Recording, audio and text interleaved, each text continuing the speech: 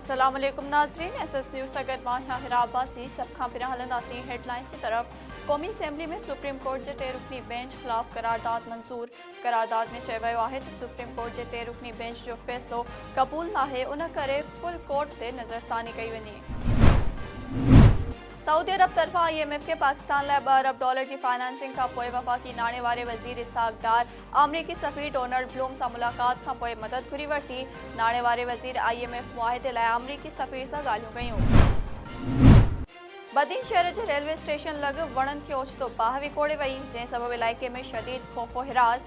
ॿिए पासे fire brigade जे गाॾियुनि जी मदद सां बाहि ते ज़ाब्तो आंदो वियो। कराची जे चिड़ियाघर जे हलण फिरण खां लाचार हाथियुनि मलका नूर जहां जो फोरबाज़ इंटरनेशनल जे 7 रुकनी टीम मुआइनो करण बाद गवर्नर सिंध जी मौजूदगीअ में कामयाब ऑपरेशन कयो।